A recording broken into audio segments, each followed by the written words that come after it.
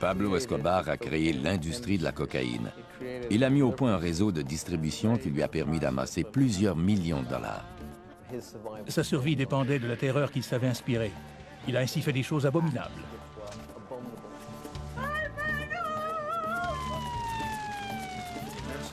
Il a déclaré la guerre à la Colombie, en quelque sorte. Et la Colombie lui a déclaré la guerre.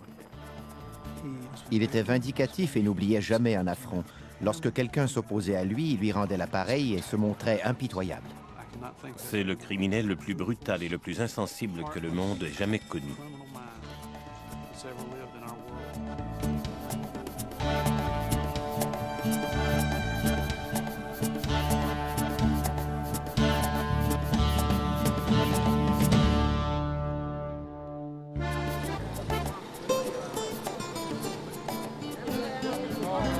Au printemps 2002, une foule se rassemble devant une église de Medellín, en Colombie. Hermilda Escobar, la mère du narcotrafiquant le plus célèbre au monde, est venue assister à la messe.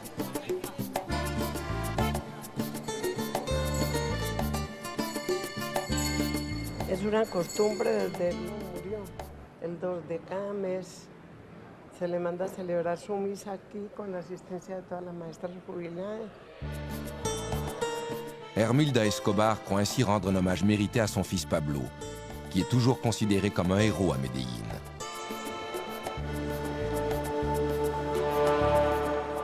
Pour le reste du monde, Pablo Escobar est l'un des criminels les plus dangereux de l'histoire. L'initiateur du trafic de la cocaïne, un pionnier dont l'héritage de violence et de corruption est toujours présent 10 ans après sa mort. Il a fait preuve d'une brutalité et d'une cruauté incomparables. Mais le terrorisme pratiqué par Escobar n'était pas nouveau en Colombie. Il existait bien avant sa naissance.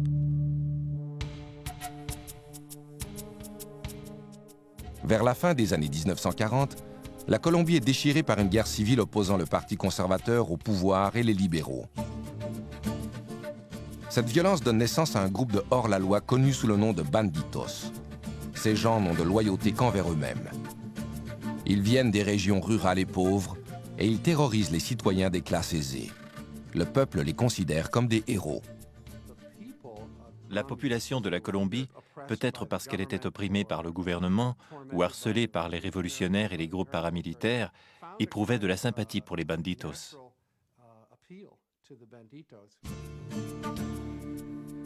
Ces hommes sont une source d'inspiration pour le jeune Pablo Emilio Escobar Gaviria. Pablo est né le 1er décembre 1949. Il est le troisième des 7 enfants d'Abel de Jesus et de Hermilda Escobar. La famille vit dans la communauté agricole de Rio Negro, à 40 km de la ville de Medellín. Le père est agriculteur et la mère est enseignante. Elle venait d'une famille peu fortunée, mais elle était instruite. Elle avait réussi à faire des études au coût de nombreux efforts et elle voulait partager ses connaissances avec les autres. Mon père était propriétaire et éleveur de bétail à Rio Negro. Ses employés et lui se levaient à 4 heures chaque matin pour traire les vaches afin de produire du fromage, du beurre et du lait qu'ils vendaient ensuite au village. Abel et Hermilda se marient le 4 mars 1946. Pablo naît 3 ans plus tard et il attire immédiatement l'attention de son entourage.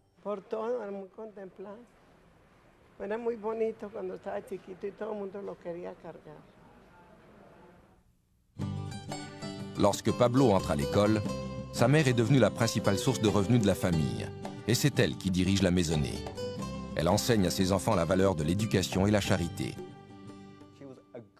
Elle était une bonne mère, une mère traditionnelle.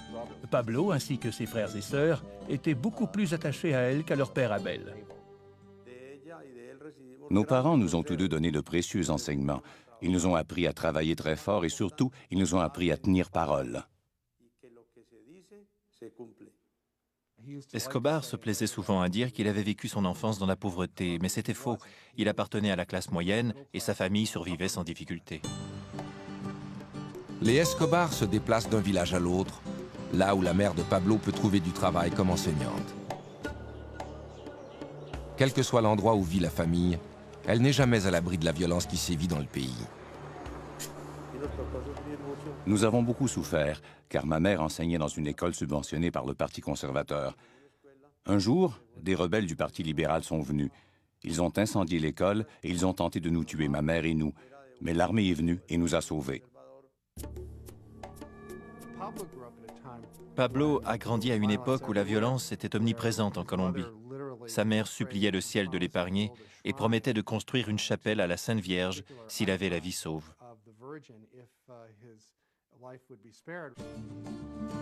Comme la plupart des enfants colombiens, Pablo adore les récits relatant les exploits des banditos qui sillonnent le pays. Il admire leur indépendance et le fait qu'ils veillent sur les plus démunis.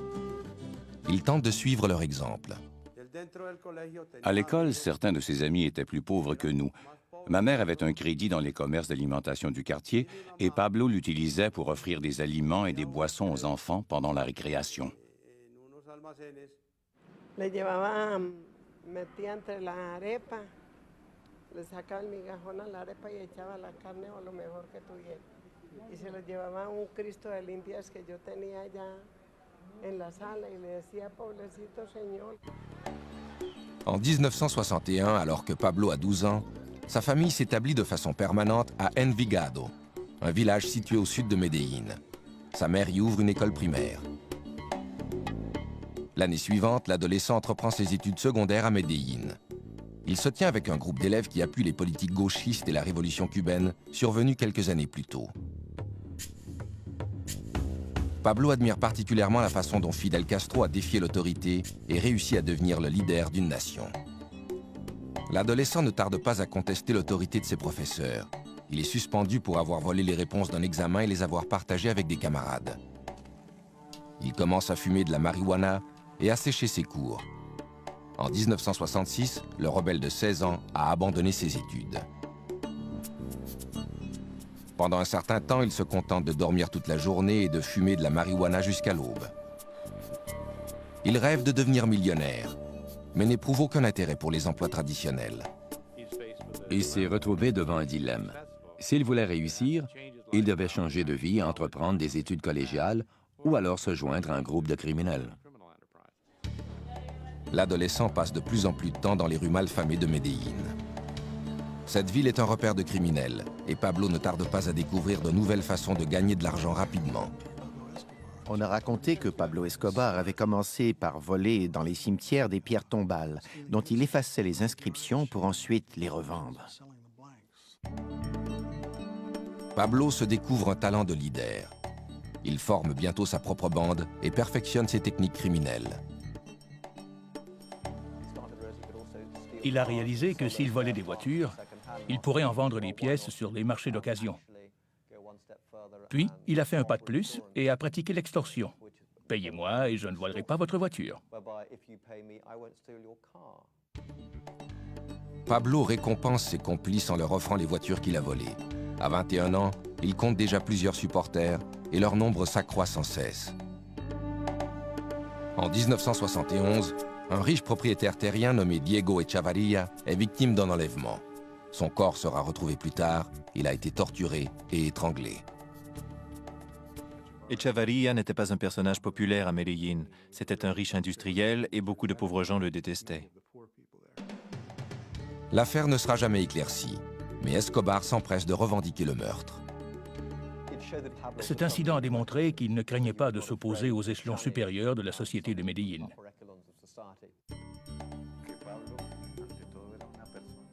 Pablo était un être très charismatique. Il avait beaucoup d'assurance et il était extrêmement convaincant. Il avait un ego démesuré. La mort d'Echavarria réjouit les pauvres de Medellín. Il commence à surnommer Escobar El Doctor. C'est une marque de respect. Pendant que la réputation d'Escobar s'étend en Colombie, un changement social important se produit aux États-Unis. Au cours des années 60, la marijuana a été très populaire chez les jeunes Américains. Mais la génération du moi des années 70 recherche une drogue plus dure et plus stimulante. La cocaïne devient rapidement la drogue de l'heure en Amérique. Elle permettra bientôt à Pablo Escobar d'édifier son empire criminel.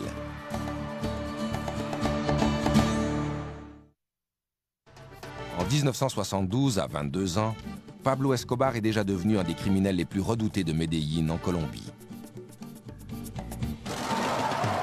Il a volé des voitures, il a fait de la contrebande et il a même revendiqué le meurtre d'un riche propriétaire terrien.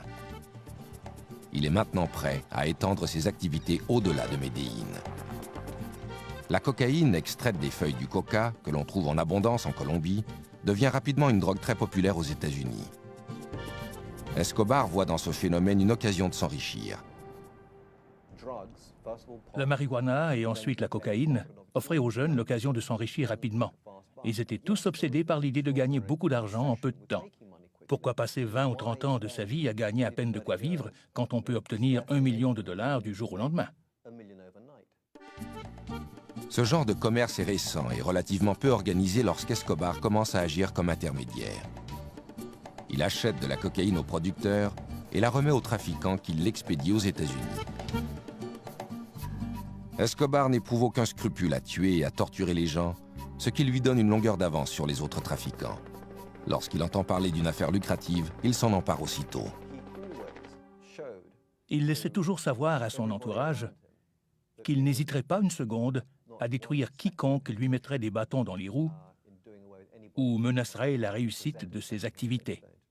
S'il n'obtenait pas ce qu'il voulait, il faisait tuer les gens, et ça ne troublait pas son sommeil.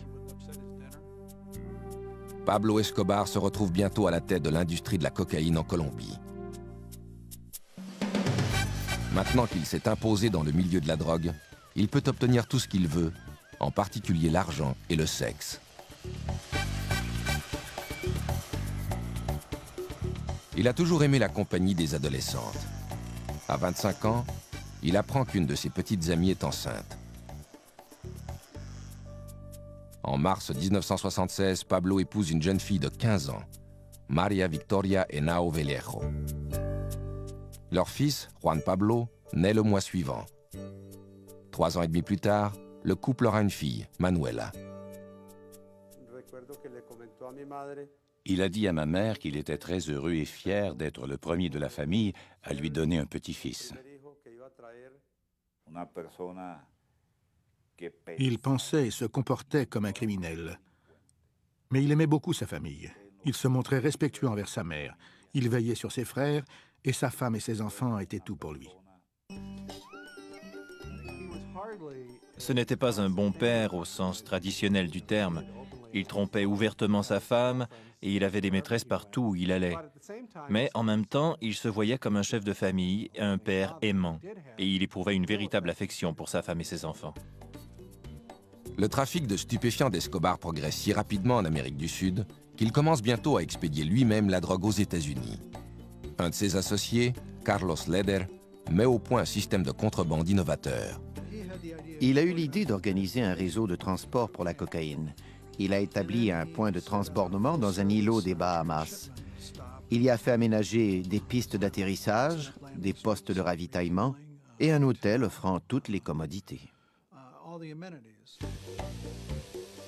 Pablo s'assure qu'aucun narcotrafiquant n'expédie de cocaïne hors de la Colombie sans son autorisation. Il exige une commission de 35% sur chaque cargaison et garantit son arrivée à destination sans encombre. Grâce aux sommes d'argent de plus en plus importantes qui lui sont versées, il construit ses propres laboratoires de transformation de la cocaïne. À l'été 1976, Escobar et 3 autres narcotrafiquants forment ce qui deviendra le cartel de Medellín. Le cartel avait une infrastructure à une époque où personne n'en avait. Pour expédier la cocaïne, il fallait des avions et un réseau de distribution. Ils avaient une entreprise qui prenait sa source dans la jungle et s'étendait jusqu'au coin de rue des villes américaines. À 29 ans, Pablo Escobar est le chef incontesté du groupe. Il offre des pots de vin à des juges, à des politiciens et à des policiers pour permettre à son entreprise de prospérer. Il a recours à l'intimidation et à la violence chaque fois que c'est nécessaire. Le mot d'ordre qui régit ses activités est « plata o plomo », l'argent ou le plomb. Tu acceptes l'argent ou tu meurs. Et dans presque tous les cas, plata o plomo, les gens choisissaient l'argent. C'est le propre de la nature humaine. Escobar consacre toutes ses énergies à son empire. Contrairement à ceux qui travaillent pour lui, il consomme rarement la poudre blanche dont il fait le commerce. Il avait la réputation de consommer très peu de cocaïne. Il avait tendance à traiter avec mépris les gens qui avaient une dépendance à cette drogue. En 1979, le cartel de Medellín contrôle plus de 80% de l'industrie américaine de la cocaïne, évaluée à plusieurs milliards de dollars. Pablo Escobar est maintenant un homme très riche. Il se fait construire une propriété de 63 millions de dollars, appelée Hacienda Los Napoles, à 130 km à l'est de Medellín. Le petit avion qui a été utilisé pour expédier sa première cargaison de cocaïne est exhibé fièrement à l'entrée du domaine de 3000 hectares. L'immense propriété comprend 20 lacs artificiels, une piste d'atterrissage, un héliport, 6 piscines et un jardin zoologique peuplé d'animaux exotiques. Il ne savait pas quoi faire avec son argent, alors il a aménagé un immense jardin zoologique peuplé de centaines d'animaux comme des éléphants, des rhinocéros et des girafes. Pablo a fait des efforts pour partager son opulence avec le peuple. Les gens venaient en autobus de Medellín pour visiter sa propriété. Conscient que sa réputation de criminel grandit, Escobar commence à se comparer à d'autres hors-la-loi légendaires. Il achète une berline criblée de balles des années 30 et affirme qu'elle a appartenu à Bonnie et Clyde. Il lui arrive même parfois de se costumer comme son héros, le révolutionnaire mexicain Pancho Villa. Pablo était fasciné par ce rebelle latino qui avait osé s'attaquer aux Nord-Américains.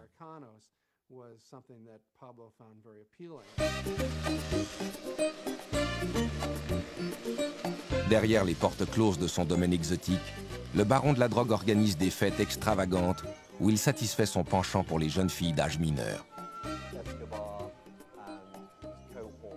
Escobar et ses supporters ramassaient des écolières dans les rues d'Envigado après la classe et il les invitait à les accompagner. Si par la suite ces jeunes filles faisaient des problèmes parce qu'elles se plaignaient à la police ou à leurs parents, ou qu'elles risquaient d'en avoir trop vu, elles étaient éliminées sans aucun scrupule.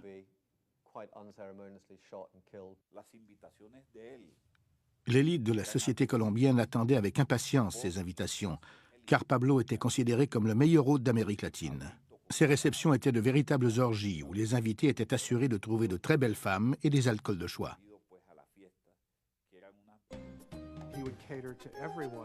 Il offrait de quoi satisfaire tous les goûts, légitimes ou non. De la drogue et aussi de très jeunes filles. Il y avait des concours sexuels très bizarres, ainsi que des jeux érotiques. Parfois, Escobar ordonne aux jeunes filles de se dévêtir et de grimper à un arbre pendant que les invités contemplent le spectacle. Il organise aussi des concours. La jeune fille qui court le plus vite repart avec une voiture toute neuve.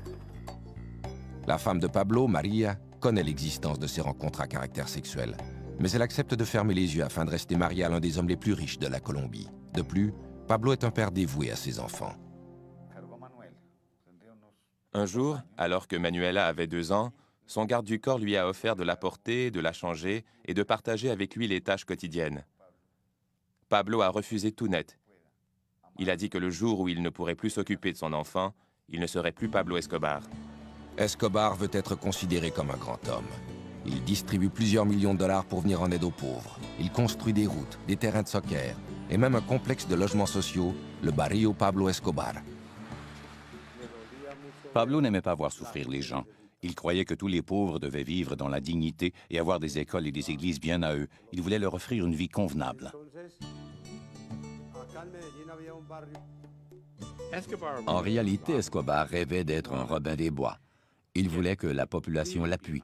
Il voulait devenir le héros de la classe ouvrière et des paysans.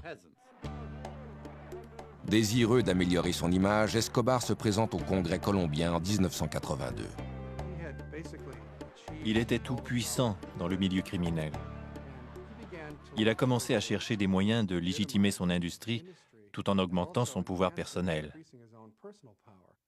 Le criminel de 32 ans est élu substitut au Congrès, ce qui lui permet de remplacer un membre durant son absence.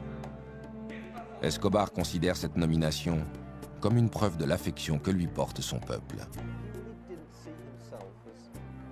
Il ne pensait pas être tellement différent des autres politiciens, dont plusieurs acceptaient déjà son argent. Il ne croyait pas être pire que certains d'entre eux.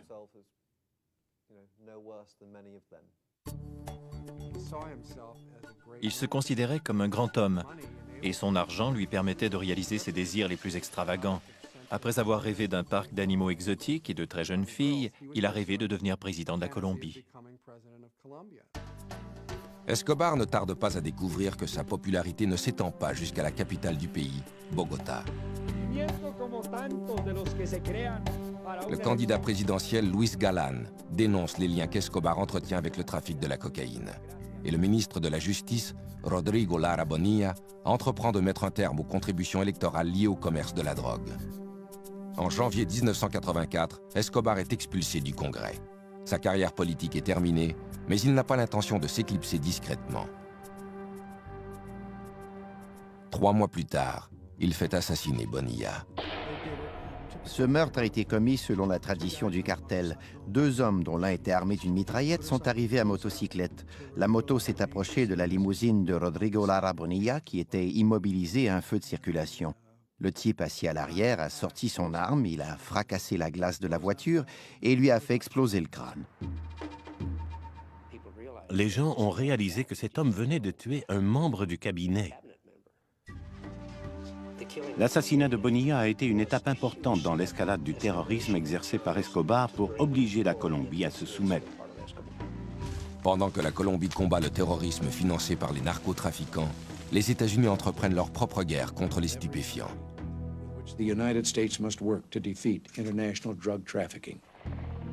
Escobar devra bientôt affronter une nouvelle menace, à laquelle il réagira par une série d'attentats brutaux.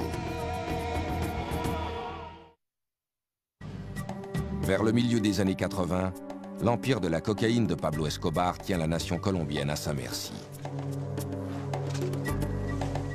4000 km plus au nord, le président des États-Unis a déclaré la guerre aux stupéfiants.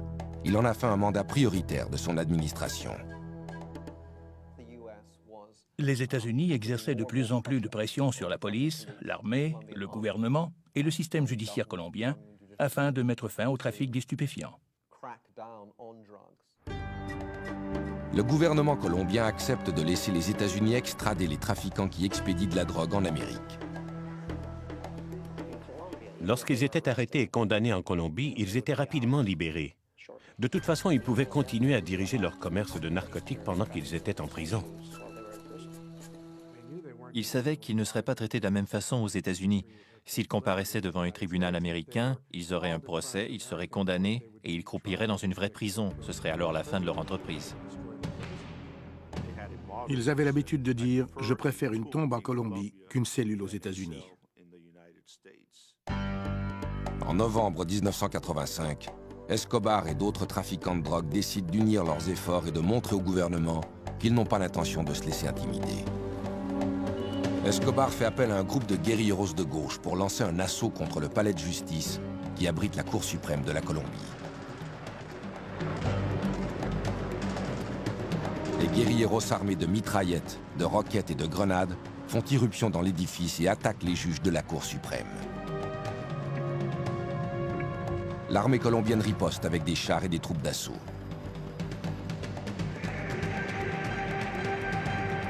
Au cours du siège, qui dure toute une journée, 97 personnes sont tuées, dont 11 des 24 juges de la Cour suprême.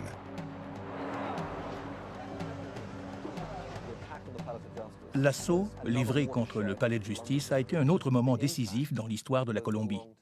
Il a eu un impact à long terme, car il a terrorisé le système judiciaire. Il l'a privé de plusieurs magistrats qui étaient de bons hommes, courageux et dotés d'un sens moral. Les guérilleros détruisent en outre les documents d'extradition. Ils ont réussi à convaincre la population colombienne que ces actes de terrorisme étaient attribuables à l'extradition. L'année suivante, la Cour suprême de la Colombie annule le traité autorisant l'extradition. Mais quelques jours plus tard, le traité est rétabli par le nouveau président de la Colombie, Virgilio Barco. Pablo Escobar craint à nouveau d'être déporté aux États-Unis. Il se fait construire des refuges un peu partout en Colombie.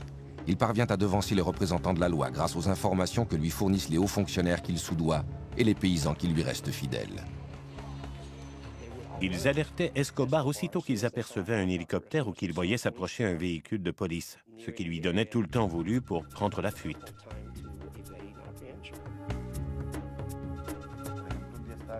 Je me souviens qu'à un moment donné, il y avait 2 hélicoptères qui survolaient l'édifice pour tenter de le repérer. N'importe qui d'autre aurait fui en toute hâte, mais Pablo a pris le temps de se peigner et de se raser.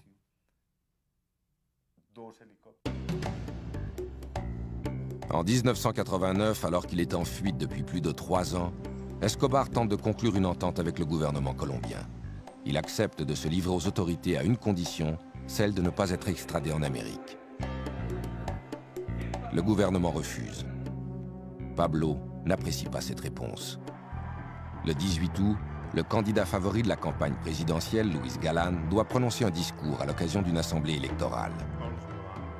Luis Carlos Galán était en quelque sorte le John F. Kennedy de la Colombie. Le peuple l'aimait beaucoup. Il était opposé à la drogue et favorable à l'extradition. Et l'extradition était un sujet de préoccupation constant pour Escobar. Au moment où Galán va prendre la parole, il est abattu par un des tueurs d'Escobar. Cet assassinat bouleverse toute la nation. Les Colombiens ont réagi comme la population des États-Unis l'aurait fait. Un candidat présidentiel très populaire avait été abattu et ils savaient qui était responsable de ce meurtre. Ils ont commencé à considérer cet individu non seulement comme un criminel ou un hors-la-loi, mais aussi comme un ennemi de l'État. Mais Escobar n'en a pas terminé avec le terrorisme. 3 mois plus tard, le 27 novembre, il fait placer une bombe dans un avion de la compagnie Avianca. Le successeur de Luis Galán, le candidat présidentiel César Gaviria, doit voyager à bord de cet appareil. 3 minutes après le décollage de Bogota, l'avion explose, tuant les 107 personnes qui se trouvent à bord.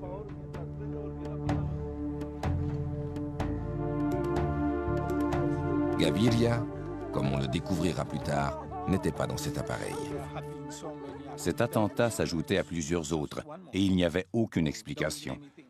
Dans la plupart des cas, ils ne disaient pas « c'est nous qui l'avons fait », ils le faisaient tout simplement.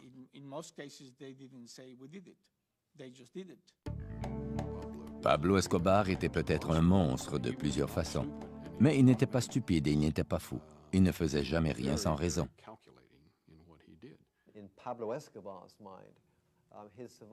Pablo Escobar croyait qu'il devait faire régner la terreur pour assurer sa survie. Cela l'amenait à faire des choses effroyables. Il en est venu à ne plus accorder aucune importance à la valeur d'une vie humaine. À la fin de la décennie, Pablo Escobar a créé un climat de violence qui déchire la Colombie. Seulement à Medellín, plus de 200 meurtres sont commis chaque fin de semaine. Pendant ce temps, l'empire des narcotiques d'Escobar continue de prospérer. En 1990, le magazine Forbes rapporte que le narcoterroriste de 40 ans est l'un des hommes les plus riches au monde. Sa fortune est évaluée à 3 milliards de dollars. Mais son nom fait aussi partie d'une autre liste, celle des narcotrafiquants les plus recherchés par les États-Unis. Pablo Escobar devra bientôt affronter une unité militaire d'élite créée dans le seul but de le traquer.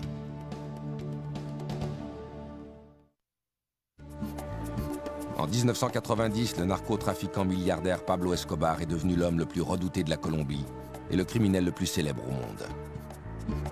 Pour tenter de mettre un terme à ses activités, le gouvernement colombien forme une équipe d'intervention spéciale connue sous le nom de Bloc de recherche.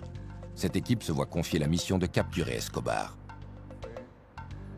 Elle était organisée par le gouvernement colombien et regroupait les meilleurs policiers des groupes d'élite, des représentants de l'armée et des services secrets, ainsi que des enquêteurs du ministère public. Le bloc de recherche bénéficie également d'un appui de taille, une équipe d'experts en surveillance venue des États-Unis. Ils survolaient la région dans des petits appareils qui ressemblaient à des avions privés Beechcraft, mais qui étaient en réalité des avions espions de 50 millions de dollars. Des antennes et des dispositifs d'écoute leur permettaient de détecter toutes les communications électroniques échangées dans la région. L'équipe de surveillance est souvent horrifiée par la brutalité d'Escobar, qui se manifeste même pendant ses appels téléphoniques à sa famille. Au cours d'une conversation qui a été interceptée, il parlait à sa femme et il lui disait combien il l'aimait, pendant qu'à l'arrière, on entendait un individu hurler. Il essayait sans succès de couvrir le combiné, et il criait « Mettez-lui quelque chose sur la bouche ». Puis il continuait de dire à sa femme combien elle lui manquait. Escobar ne reste jamais longtemps au même endroit. Mais lorsque la police colombienne et le bloc de recherche tuent certains de ses associés, le baron de la drogue comprend qu'il ne pourra leur échapper indéfiniment. Il élabore alors un plan. 3 semaines après l'entrée en fonction du nouveau président César Gaviria, en août 1990, les acolytes d'Escobar kidnappent des membres de certaines familles fortunées de la Colombie. Pablo espère que ces familles exigeront que le gouvernement mette fin à l'extradition, ce qui lui éviterait d'être envoyé aux États-Unis pour y subir son procès. Il a enlevé des enfants et menacé de les tuer. Il espérait que certains membres en vue de ces familles, qui avaient déjà été présidents ou leaders politiques, fassent pression sur le gouvernement pour que leurs héritiers puissent être libérés sains et saufs. Le stratagème d'Escobar porte fruit. Pour mettre fin aux enlèvements, le gouvernement déclare l'extradition illégale. Assuré désormais de ne plus être extradé aux États-Unis, Escobar se rend aux autorités le 19 juin 1991.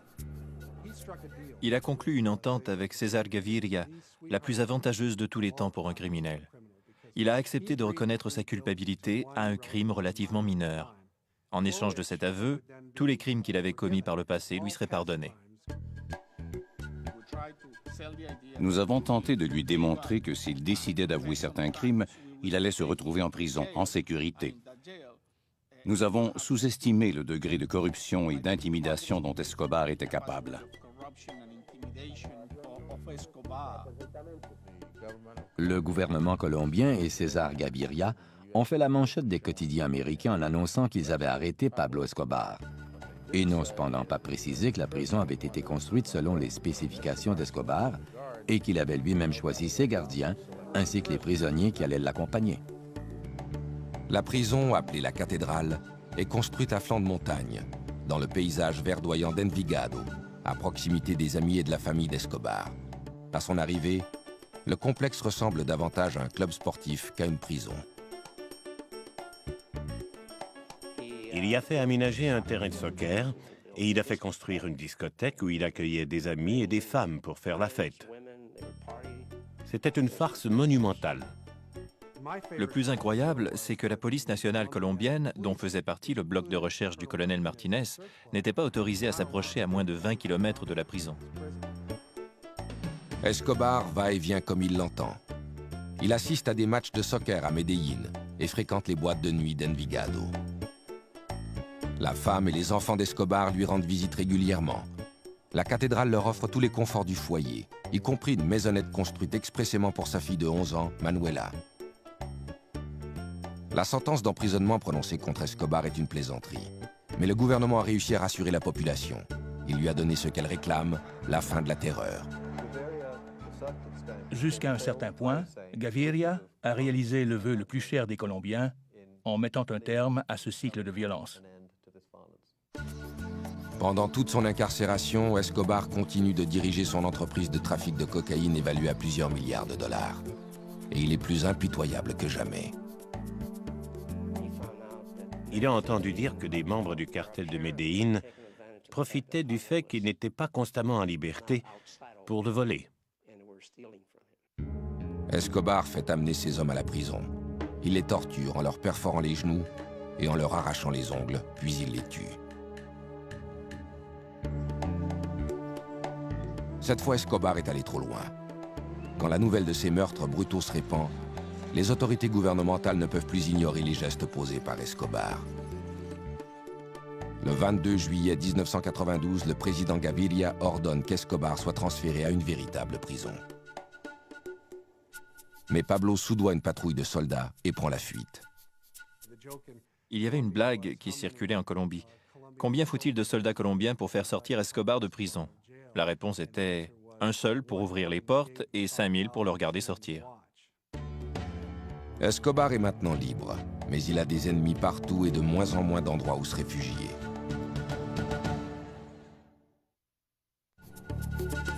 En juillet 1992, Pablo Escobar, âgé de 42 ans, est en cavale après s'être évadé de la prison La Cathédrale. Les gouvernements américains et colombiens sont décidés à traduire en justice le caïd de la drogue. Après son évasion, tout a commencé à s'écrouler. À la cathédrale, il avait effectivement bénéficié de la protection du gouvernement. Et soudain, la meute était de nouveau à ses trousses. Ses amis ont commencé à le laisser tomber. Il se croyait probablement plus puissant qu'il ne l'était en réalité. Il était encore très riche, mais il n'inspirait plus autant de crainte. Escobar tente fébrilement de négocier une nouvelle entente avec le gouvernement. César Gaviria, en collaboration avec le gouvernement des États-Unis, je crois, avait décidé de refuser désormais toute négociation avec Pablo Escobar. Il voulait le traquer et le tuer. Par le passé, Escobar a eu recours au terrorisme pour convaincre le gouvernement de satisfaire à ses exigences. Il décide d'utiliser à nouveau cette tactique. Le 30 janvier 1993, il dépose une bombe dans un véhicule garé près d'une librairie, dans une rue très fréquentée de Bogota. La bombe explose alors que le commerce est rempli d'enfants et de parents venus acheter du matériel scolaire. L'explosion fait 21 morts et plus de 70 blessés. Aucune des victimes n'était liée au commerce des stupéfiants. C'était une bombe sensible précise qu'il avait décidé de faire exploser pour livrer un message au gouvernement de la Colombie. Le gouvernement n'est pas le seul problème d'Escobar. Depuis son évasion de la prison, les citoyens colombiens ont décidé que si la police ne parvenait pas à l'arrêter, ils allaient le faire eux-mêmes. Ils forment un groupe de justiciers appelé Los Pepes, un acronyme pour « le peuple persécuté par Pablo Escobar ». Los Pepes était reconnu comme une organisation regroupant des citoyens colombiens, des membres de familles dont les fils, les frères ou les maris avaient été tués par Escobar. Le groupe comptait aussi des mécontents du cartel d'Escobar et des membres de cartels rivaux. Los Pepes ne tarde pas à exercer des représailles. Dès le lendemain de l'attentat de la librairie, des bombes explosent devant une des résidences d'Escobar et une hacienda appartenant à sa mère est rasée par un incendie. Plutôt que de traquer Escobar lui-même, ils ont commencé à pourchasser tous ceux qui étaient associés à Escobar, professionnellement ou personnellement, et ils les ont tués.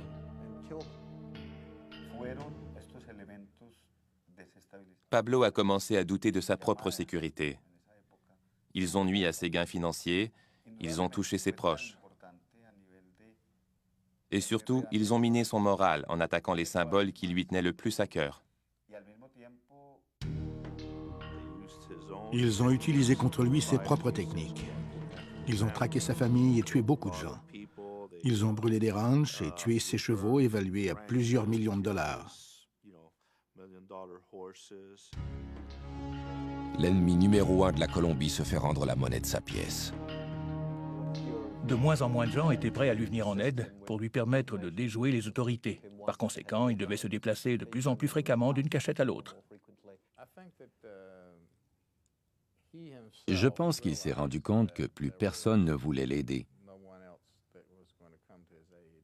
qu'il n'avait plus de temps, plus de refuge, et que la chance l'avait abandonné. Escobar tente de faire sortir sa famille du pays, mais les autorités lui refusent ce privilège. La dernière chose que souhaitait la Colombie, c'était que la famille d'Escobar disparaisse à ce moment précis. Elle savait que si ses proches restaient au pays, il allait constamment s'inquiéter de leur sort, car il savait que les Pepes allaient les tuer dès qu'ils en auraient l'occasion. Sa famille était son talon d'Achille. Il voulait la faire sortir du pays et la mettre à l'abri dans un endroit sûr où il n'aurait plus à s'inquiéter de son sort. Il aurait ainsi pu se consacrer librement à la guerre qu'il livrait au gouvernement de la Colombie. À l'automne 1993, le cartel de Medellín est démantelé. Mais c'est la famille d'Escobar qui occupe toutes ses pensées. Il ne l'a pas vue depuis 1 an et elle lui manque beaucoup. Le 1er décembre, Pablo célèbre son 44e anniversaire. Il sait qu'il est sous surveillance constante et il limite ses appels téléphoniques au minimum pour éviter qu'il ne soit retracé. Le lendemain de son anniversaire, il téléphone à sa famille. Nous attendions depuis 24 heures l'appel qu'Escobar allait sans doute faire à son fils Juan Pablo. Cette fois, la conversation a duré 5 minutes, assez longtemps pour que nous puissions le localiser. Le bloc de recherche découvre que l'appel provient d'une maison de Los Olivos, un quartier de la classe moyenne de Medellín. J'ai vu Pablo Escobar qui parlait au téléphone. À ce moment précis, nous avons échangé un regard et il a raccroché. Le lieutenant Martinez demande des renforts et les membres du bloc de recherche cernent la maison. Escobar est pris au piège.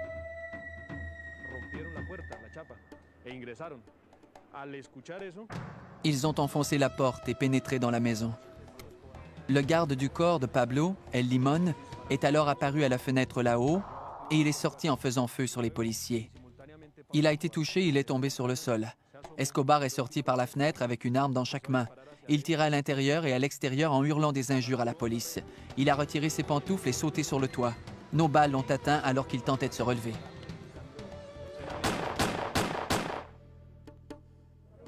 Escobar est atteint de 3 balles, dont une à la tête.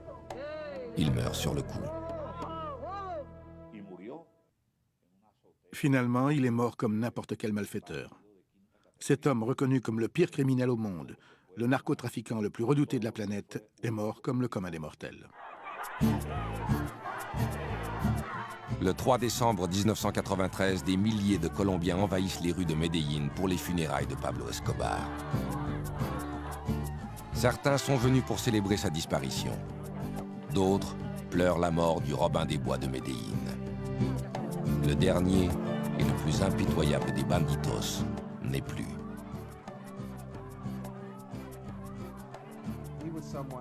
Le peuple colombien le craignait et n'éprouvait pas tellement de respect pour lui, mais en même temps, il était l'un des Colombiens les plus réputés et les plus prospères de tous les temps. Quand il a finalement été traqué et tué, je crois que la fierté nationale s'en est un peu ressentie. Demandez aux chauffeurs de taxi, allez dans les quartiers modestes et parlez-leur de l'image que Pablo a laissée à Medellín. Ils vous diront tous que c'est une excellente image, très positive. Je n'ai jamais connu de criminel aussi endurci depuis. C'est probablement l'homme le plus brutal et le plus impitoyable qui ait jamais existé.